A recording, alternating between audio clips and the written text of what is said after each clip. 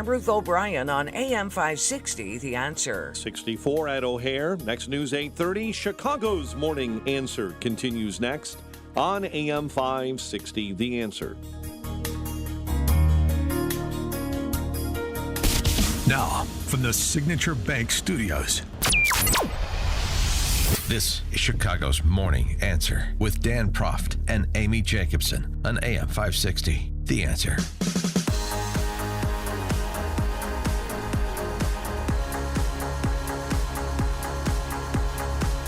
Top of the morning, Dan and Amy. So the response from the new Bolsheviks, both locally and nationally, to the two mass shootings this week, one in Forest Park on the Blue Line, 4 dead. The other at that high school in Georgia yesterday, 4 dead. Yeah, 2 male students and 2 teachers. Response is nicely encapsulated by Kamala Harris, who took the time to riff on it, as she is wont to do, pointlessly, at a campaign stop in New Hampshire yesterday. We've got to stop it. And we have to end this epidemic of gun violence in our country once and for all. You know, it doesn't have to be this way. It doesn't have to be this way. She didn't get around to telling us how we could make it not this way. Oh, I mean, I know she's had these ideas previously, back before she was the presidential nominee. What would you do about the millions of, specifically, assault weapons that are already in circulation? What do you do about those? Well, there are approximately 5 million, to your point, Craig. We have to have a buyback program, and I support a mandatory buyback program. Mandatory buyback. That's called confiscation. Yeah, it's euphemistic optional language. And she also had this to say, a previous iteration of Kamala Harris. It is outdated, it is wrong-headed thinking to think that the only way you're going to get communities to be safe is to put more police officers on the street. And, of course, she was opposed to police in schools, too. Again, previous iteration of Kamala Harris. Not sure where she is today. And then also, again, what we need to do about demilitarizing our schools and taking police officers out of schools. We need to deal with the reality and speak the truth about the inequities around school discipline. Mm-hmm. And it was the brave resource school officers who stopped the gunman. Who confronted him and had him put the weapon down before he killed other people. Yeah, that's a good point. But God forbid if we have officers in this. Too much discipline in schools. That's the problem. Too many police in schools. We've militarized our schools. And, of course, too many sport rifles in the hands of sportsmen around the country. If we got the law-abiding to give up their weapons, then the non-law-abiding would follow suit or stop preying on people. I'm not exactly sure what the logic is because I struggle to follow it. Dorval Carter, he's the CTA president I mentioned at the end of last hour. The men and women of the CTA are united in our commitment to making sure we're doing everything in our power to protect you, blah, blah, blah. This was a very random and isolated incident. That may be true, but is violent crime random and isolated on public transport in Chicago? No. Yeah. Why is it that there's like a $750 million hole in the budget of CTA, RTA, Metra that they're trying to figure out how to fill because ridership has declined so precipitously since COVID and it's not bounced back? Why isn't it bouncing back? Because people don't feel safe. I mean, there was even, and then yesterday, there was a CTA employee who was shot outside the Howard station. I mean, it's endless stories about this. John Garrido is a former Chicago police lieutenant in the 16th District. He's also the president of the Garrido Stray Rescue Foundation, GarridoStrayRescue.org if you want a pet. John, thanks for joining us again. Appreciate it. Thanks for having me on the show again. So, Dorval Carter, isolated incident. Don't make a big deal about it. CTA is fine. Hop on board. And we certainly don't, I mean, according to the philosophy of this party, as you heard nicely recounted by Kamala, We don't need more cops on the streets in places like Chicago. We don't need more cops on CTA platforms. We don't need more cops in schools. We need to demilitarize those places, I guess.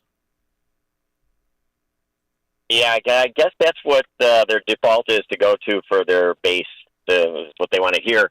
But the fact remains that more officers on the street, having these school resource officers in the schools, and putting some officers on these trains does, in fact, help and keep things and make things safer. It's a fact. With the trains, what people don't realize is because of the migrant situation up here in Chicago, they're filling up all of the shelters. So now the homeless have literally been displaced from the shelters. And while they've always used the trains for sleeping, it's mostly been more of a wintertime thing. Now we're seeing an increase in homeless on the trains because they can't go to the shelters. Add that with the mental issues that come with some of the homeless people out there, and then just crazy. I mean, this guy was literally just crazy and decided he was going to go take out 4 of them. But you create these scenarios for this type of stuff to happen because we're not putting our law enforcement where they need to be. Brandon Johnson's got 142 officers on a security detail. He could pull 100, probably 120 off of there and send them to work the CTA platforms and work the CTA trains, and they would make them a lot safer. Well, also, this individual who killed 4 people on that Forest Park Blue Line, he's had a 10-year history with law enforcement, predominantly, but not limited to, Chicago. So at some point, too, I mean, even though they were not felony charges that he faced, I mean, at some point, you keep the people that you keep running into involved in various crimes. Some included violent crimes, even though they didn't rise to the level of misdemeanor charges. And yet they're dismissed, or or he does some sort of community service and it's expunged and so forth. I mean, maybe there's a conversation that needs to happen about sort of, and maybe police do this and they just don't get cooperation from Fox's office. I don't know. But, the inventorying, using technology today, AI and so forth, the inventorying about people that are repeat offenders, sometimes more violent than other times, but that, when you come across him for the 4th or 5th or 10th or 52nd time, maybe we should think about doing something with respect to these people, whether it is on the mental health side, if that's a discernible issue, or just on the sociopathic side, removal from society, if that's what's necessary. Yeah, well, the thing is, it goes back to accountability that we just talk about ad nauseum, right? Even for the minor crimes, it's always a slap on the wrist, So they learn that it's not a big deal and it's worth the risk to go out there and do bad things. We just had a rolling gun battle up here in Gladstone Park on 6000 North Elston, and 2 of the offenders that were caught were 21 and 19 years old, and already both of them had arrest and convictions for aggravated UUW and for carjacking. Why are they even out on the street? Right. Were they mutual combatants? Well, these 2 were buddies. They didn't catch the other car that whoever they were shooting at. They were in a stolen car that they crashed, and then they ran into the neighborhood here. And the officers were... The whole thing, too, about like more police, nobody's saying more police is a panacea, but you have to have some sort of sense of the size of the force you need to respond to the particular landscape you're trying to police. And we know that Chicago is short on that number. The other thing, too, is I just don't understand the philosophy. Then, according to Kamala and people of that particular philosophical bent, why do we have U.S. air marshals randomly on flights?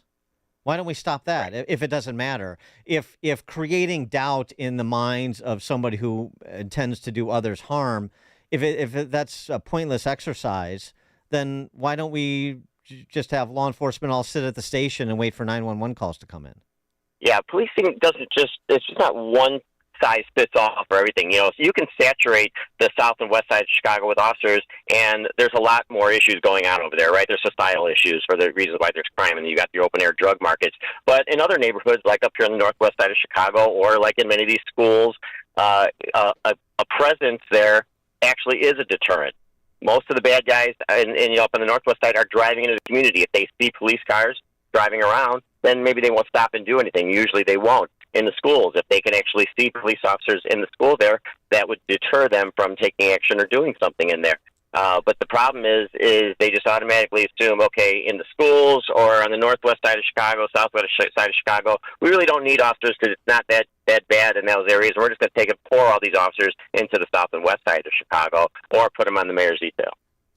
And the attitude, too, of the political ruling class here that, everything is an isolated incident. It's a statistic. The kid, the University of Chicago kid who was killed on the Green Line when a bullet pierced the window, right, and shot and hit him in the neck. We had all these violence interrupter type groups manning the platforms last year. It's got to go down to accountability. Yeah.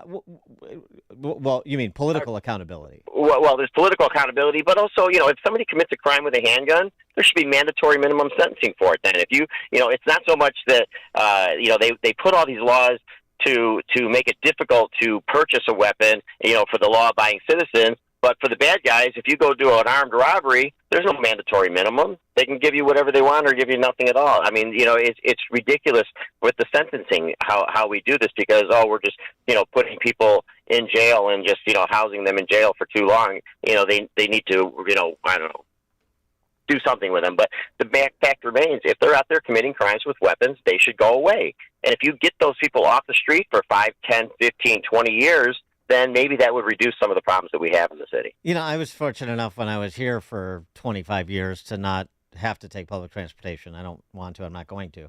And when I visit, I'm not going to because I don't want to either. But for a lot of people, it's the means of getting around. If you don't have a car in the city, work in the city, it's convenient, so on and so forth. And it just, it's just the more of the Stockholm syndrome in this place. It's just you identify with people who don't give a rat's ass about your personal safety. It's really shocking, and it's shocking to me that nobody says it in those uncertain terms. Yeah, no, it is. It's shocking. That's what it is. It's all become so normalized, right? 4 people killed on a train. Okay, it'll pass. We won't think or talk about it in the next few days after this, and they'll be on to the next one. All of this has become so normalized that people are just numb to it and don't think about it anymore, and they just accept it as normal. I did want to give you opportunity because I don't think we've spoken to you since the DNC, to your point about bringing overwhelming force on the south and west sides, that's essentially what happened. I mean, the fencing it was something that's you don't want to do in a free society, but I mean, in terms of bringing overwhelming policing to a particular geographic area in Chicago, that's exactly what Snelling did, and Chicago police did a good job. Yeah, it worked. They did an amazing job. They were allowed to do what needed to be done out there, and there was, like you said, an overwhelming presence of law enforcement. With the outside agencies, were able to fill in places where we didn't have to put our officers, so we were able to put our officers on the front lines out there, and they did an amazing job. And it was. As a retired Chicago police officer, it was exciting to be able to see our officers actually be able to go out there and do what they're supposed to do and be able to enforce the law, and they did it really, really well, and it was really, really cool to see. Yeah, for those who said, well, you can't do that every day. Well, why not? I thought if it saves one life. I thought that they were the if it saves one life party. Why can't you bring overwhelming police presence to neighborhoods we know? The statistics are pretty straightforward. We know have a heightened incidence of violent crime. Why can't you do that? Yeah, you should. Like I said, it comes down to the allocation, and when they spend all their time beating up on the police, making us look like the bad guys, then people don't want to become police officers. So now we've had this problem since the George Floyd riots of actually recruiting and getting people to want to even do the job.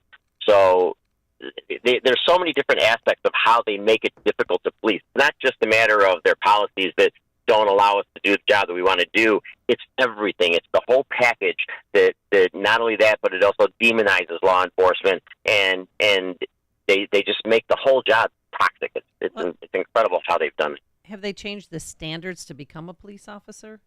Yeah, they do. They have, and you're gonna start to see problems with that as they lower the standards. You're going to see over the next 5-10 years, I guarantee it, you're going to see more problems with some law enforcement because people don't want to take the job anymore. So just to get bodies in cars, they are going to lower the standards, and they have been.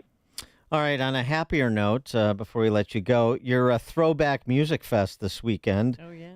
Give us the details on that. I'm actually out here on Milwaukee Avenue with about 20 contractors standing there waiting for me to finish the interview, but they're setting up. We're going to have a carnival.